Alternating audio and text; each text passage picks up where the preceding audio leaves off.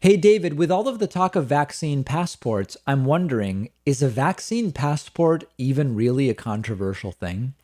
So, no, the answer is no. I mean, listen, uh, the term vaccine passport is now being used, but what we're really talking about is to do certain things, vaccination has been required for a very long time.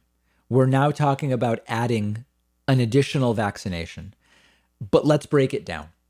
To travel to other countries, there have been vaccination requirements for decades. There are countries in South America and in Africa where you need a yellow fever vaccine to go. You need to show proof of yellow fever vaccination. To go to Saudi Arabia, I don't know if it's at any time or during the Hajj, you need to show proof of a meningococcal vaccine. There's a list. Just look at mandatory vaccine travel requirements. So there's really no difference in another country saying, imagine France. There's two things France might do. France could say everybody who lives in France must be vaccinated. That would be government forcing a vaccination on people. That's not going to happen. France could say, to travel here from another country, non-French, anybody who doesn't have a citizenship right to be in France, we require the COVID-19 vaccine. They could do that. That wouldn't be new. That wouldn't be controversial. It would only be new as it applies specifically to the coronavirus vaccine. We are seeing more and more colleges say, to be on campus in the fall, students will have to be vaccinated. This is not new. This is not controversial. Don Jr. has been tweeting about this as if it's some kind of dystopian, communist, authoritarian nightmare. I know, it makes no sense. His kids go to schools that require certain vaccinations. And what some schools are doing is they are choosing what is the list of required vaccinations to come to this school. You don't have to go to that school. Now, let's get to... So now that we realize that what we're talking about is actually not new or particularly controversial, let's go to what is being sometimes implied by the term vaccine passport. One thing that's being implied is the US government will require you to have a vaccine. It's not going to happen. It's just not going to happen. And it's a straw man. This is sort of like when someone says, hey, let's do universal background checks. And the right says, they're coming for the Second Amendment. They're going to get rid of the Second Amendment. No, that's not what's happening. Not what's happening at all. There's not going to be mandatory U.S. government. I can't speak for every other country. There may be some other authoritarian countries that will mandate COVID vaccination. The U.S. is not going to mandate COVID vaccination. What you may see is different businesses say, we will require vaccination if you want to do business with us.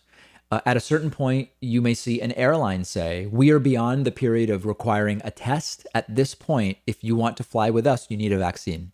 You may see certain sports teams or leagues say, if you want to come after a certain date, we're going to wait until the vaccine has been open to everyone for 3 months. After that point, which would be, I guess, July 19th, if you want to come to a game at our stadium, you need to be vaccinated. I don't think it will be super common, but that would be completely within the rights of businesses to do.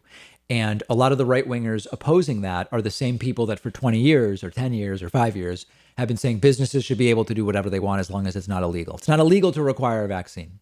They will also, there's another talking point floating around, which is they are violating HIPAA because they are requiring you to share medical information. This is a completely ridiculous interpretation of what HIPAA is. HIPAA is something that medical professionals are bound by. The business isn't forcing you to reveal. First of all, HIPAA doesn't apply because it's you, not a doctor's office, that would be sharing vaccination information. Number two, you're not even being required to do it. It's here is what we require if you, as a participant in the market, choose to do business with us.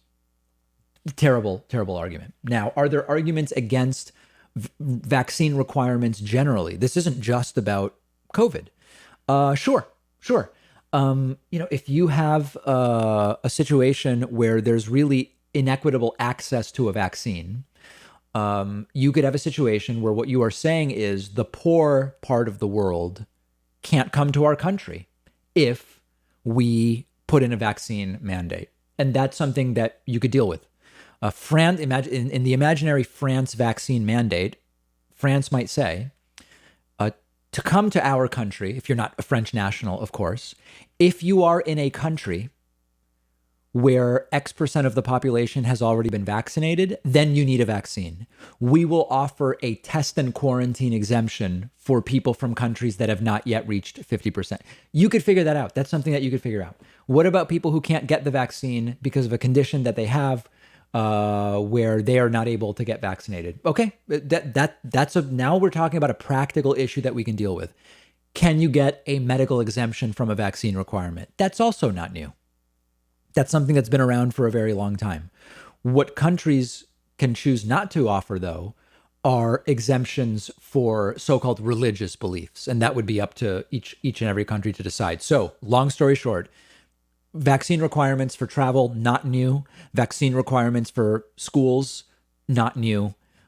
The government of the US is not going to force people to be vaccinated. And beyond that, we're talking about people participating in markets. Don't like the rule that a business has, don't do business with them. No problem whatsoever. One of our sponsors is privacy.com. They're giving you $5 when you sign up for their completely free service at privacy.com/Pakman. I've been using Privacy for a little over a year now. You've heard me talk about it before. It's a lifesaver, and here's how it works. It takes just a couple of minutes to set up. Anytime you buy something online or on the phone, instead of actually using your real credit card number, the Privacy app and the browser plugin let you give each company a randomized virtual credit card number that you create out of thin air. It'll even autofill the card number with one click. And the payment is taken out of your checking account without the merchant ever knowing your real information. So this allows you to keep your banking information secure, but also to take control of your finances. You can create up to 12 of these virtual credit cards a month. You can set spending limits. You can freeze them. You can delete them anytime you want. So when you do this, it means you're not going to be charged when you don't want to be, because you can destroy the virtual card number right after using it, which, for instance, I love using free trials because I know I won't be charged when the trial is over if I use a virtual credit card number. You're keeping your identity private by not telling companies who you are. You're keeping your bank or credit card info protected against data breaches and identity theft, and it's free. And like I said, you'll get $5 to spend when you sign up at privacy.com/Pakman.